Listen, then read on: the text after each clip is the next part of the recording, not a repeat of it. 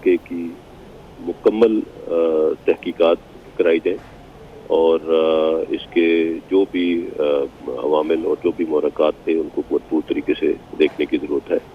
ہم سب جانتے ہیں کہ کل پرائم منسٹر صاحب نے صدر کینیا کے پریزیڈنٹ سے بھی بات کی اور حکومت پاکستان اور کینیا کی حکومت مسلسل رابطے میں بھی ہیں اور اس واقعے سے متعلق ڈیٹیلز موصول بھی ہو رہی ہیں، لیکن بہت ضروری ہے کہ اس کی مکمل تحقیقات کی جائے ہائیسٹ لیول پہ۔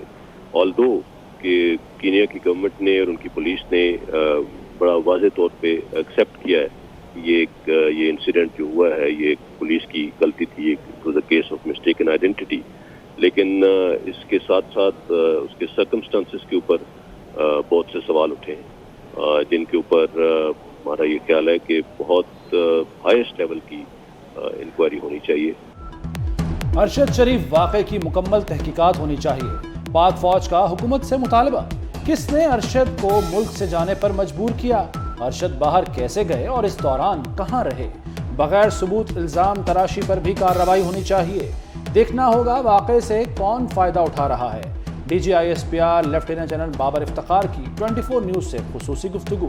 کہا کینیا کی پولیس مان چکی کہ موت غلطی سے ہوئی، قیاس آرائیوں کے خاتمے کے لیے تحقیقات ضروری ہے۔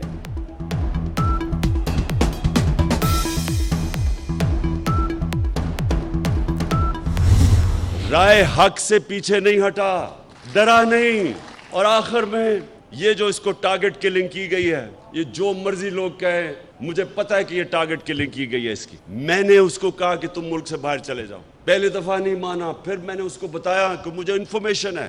ارشد شریف اس کو جب دھمکی آئیں، نامعلوم نمبروں سے دھمکی آئیں کہ یہ نہ کہو، سچ نہ بولو، یہ جو رجیم چینج ہوئی ہے، وہ جب اس کو ایکسپوز کرنا شروع کیا، اس کے اوپر دھمکی آئیں، ڈرایا گیا، پھر مجھے انفارمیشن آئی کہ اس کو مارنے لگے ہیں۔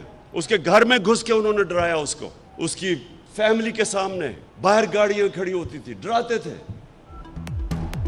میں نے ارشد شریف کو کہا تھا باہر چلے جاؤ، کوئی کچھ بھی کہے، ارشد شریف کی ٹارگٹ کلنگ ہوئی۔ عمران خان کا پشاور میں وکلاء کنونشن سے خطاب، کہا مجھے پتا چلا تھا کہ ارشد کو مارنے لگے ہیں۔ ارشد کو نامعلوم نمبروں سے دھمکیاں ملتی تھی، انہوں نے باقیوں کو ڈرانے کے لیے ارشد کے ساتھ ایسا کیا۔ جب تک زندہ ہوں ان ظالموں کا مقابلہ کروں۔ انہوں نے مجھے پورا یقین دلایا کہ وہ اس معاملے میں کوئی کسر نہیں چھوڑیں گے، اور انہوں نے اس واقعے پر میرے ساتھ اظہار ہمدردی کی۔ آج میں نے فیصلہ کیا ہے کہ ہم اس واقعے کی ایک اعلیٰ عدالتی کمیشن سے شفاف تحقیق کروائیں گے۔ ارشد شریف کیس کی تحقیقات عدالتی کمیشن کرے گا، وزیر اعظم شہباز شریف کا اعلان۔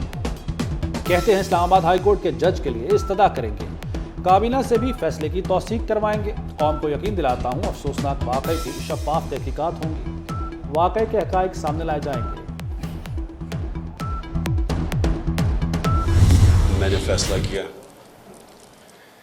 کہ جمعے کو لانگ مارچ میں اناؤنس کر رہا ہوں، لاہور سے میں شروع کر رہا ہوں، اور لبرٹی 11 بجے ہم وہاں جمع ہوں گے، اور ادھر سے پھر ہماری مارچ شروع ہوگی اسلام آباد کی طرف۔ میری ساری قوم کو کوئی شک و شبہ نہ ہو کہ اس کا مقصد کیا ہے۔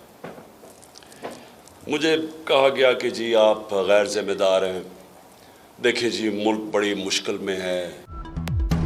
پی ٹی آئی سربراہ عمران خان کا جمعے سے لانگ مارچ شروع کرنے کا اعلان، کہتے ہیں کہ لبرٹی چوک سے اسلام آباد جائیں گے۔ لانگ مارچ سیاست سے بہت اوپر کی چیز ہے، کوئی شک میں نہ رہے، ملک بہت مشکل میں ہے۔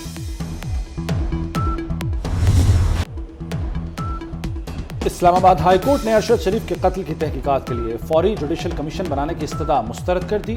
جسٹس اطہر من اللہ نے ریمارکس دیے کہ اس مرحلے پر کمیشن بنانے کا کوئی فائدہ نہیں ہوگا، یہ 2 مختلف ملکوں کا معاملہ ہے، ادارے معاملے کو بہتر حل کر سکتے ہیں۔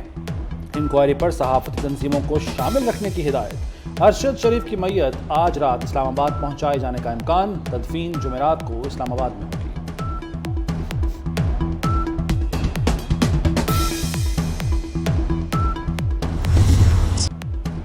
امریکہ نے ارشد شریف کے قتل کی شفاف تحقیقات کا مطالبہ کر دیا۔ سینئر صحافی کی موت پر افسوس کا اظہار۔ ترجمان امریکی وزارت خارجہ نیڈ پرائس کہتے ہیں کہ امریکہ صحافیوں کو بلا خوف کام کرنے کے حق میں ہے، آزادی اظہار اور آزادی صحافت کے حامی ہیں۔ وفاقی وزیر قانون اعظم نذیر تارڑ نے اپنے عہدے سے استعفیٰ دے دیا۔ وزیر قانون نے استعفیٰ صدر عارف الوی کو بھجوا دیا۔ اعظم نذیر تارڑ نے ذاتی وجوہات کی بنا پر استعفیٰ دیا۔ وفاقی وزیر کی موجودگی میں آسما جہانگیر کانفرنس میں اداروں کے خلاف نعرے بازی ہوئی، جس پر اعظم نذیر تارڑ نے محتاط ٹویٹ بھی کیا تھا۔ We provided conditional cash transfers to school girls. The province of Sindh, Balochistan, KP and Junub al-Punjab, they were all inundated by flood waters, and this was not because of our making. It was purely climate change induced. بہتر مستقبل کے لیے مل کر کام کرنا ہوگا۔ Technology سے معیار زندگی بہتر بنایا جا سکتا ہے۔ وزیر اعظم شہباز شریف کا سعودی فیوچر انویسٹمنٹ سمٹ سے خطاب۔ کہا موسمیاتی تبدیلی آج کا بڑا چیلنج ہے۔ کاربن کے اخراج میں پاکستان کا حصہ 1% سے کم ہے۔ موسمیاتی تبدیلیوں سے متاثرہ ممالک کی عالمی سطح پر مدد کرنا ہوگی۔ برطانیہ میں 3 ماہ میں تیسرا وزیر اعظم آ گیا۔ رشی سونک برطانیہ کے وزیر اعظم بن گئے۔ شاہ چارلس سوئم نے رشی سونک کی تقرری کی منظوری دے دی۔ رشی سونک کہتے ہیں کہ معاشی بحالی کے لیے مشکل فیصلے کرنا ہوں گے۔ نئی نسل کو قرضوں کے بوجھ تلے نہیں چھوڑیں گے۔ ملک کو مختلف اقدامات کر کے متحد کروں گا۔ ڈالر کی چڑھائی کے بعد پسپائی۔ انٹر بینک میں ڈالر 68 پیسے سستا ہو گیا، 219 روپے 73 پیسے پر بند ہوا۔ اوپن مارکیٹ میں بھی ڈالر 1 روپیہ کمی کے بعد 223 روپے پر آ گیا۔ ماہرین کا کہنا ہے اس ہفتے ایشین بینک سے 1.5 ارب ڈالر موصول ہوں گے۔ ذخائر میں اضافے سے روپے پر پریشر میں کمی ہوگی۔ حکومت کا دسمبر تک ڈالر کی قیمت 200 روپے تک لانے کا دعویٰ۔ وزیر اعظم کے کوارڈینیٹر تجارت و صنعت رانا احسان افضل کہتے ہیں ڈالر 200 کا ہونے سے مہنگائی کی کمر ٹوٹے گی۔ ایکسپورٹرز کو بجلی اور گیس مسابقتی نرخوں پر فراہمی کا وعدہ پورا کریں گے۔ مسئلہ کشمیر حل کیے بغیر بھارت سے تجارت نہیں ہو سکتی۔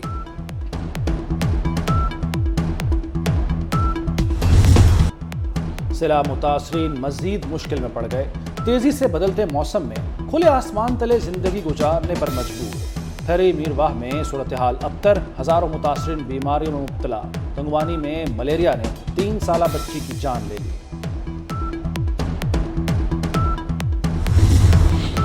واٹس ایپ سروسز 2 گھنٹے معطل رہنے کے بعد بحال۔ پاکستان، بھارت سمیت کئی ممالک میں واٹس ایپ کی سروسز متاثر رہی۔ واٹس ایپ میں خلل کی وجوہات سامنے نہ آ سکی۔ گرینڈ ماسٹر اشرف تائی مشکل میں پڑ گئے۔ KGA گراؤنڈ میں قائم تائی سینٹر 3 سال بعد کھلنے پر مالی مشکلات سے دوچار۔ اشرف تائی کی ارباب اختیار سے تعاون کی اپیل۔ اور حیدرآباد کا نوروز اسکیچ بنانے کا ماہر۔ سلس اور شکستہ خط میں ان کا کام قابل دید، کہتا ہے قومی ہیروز کے اسکیچ بناتا ہوں تاکہ انہیں یاد رکھا جائے۔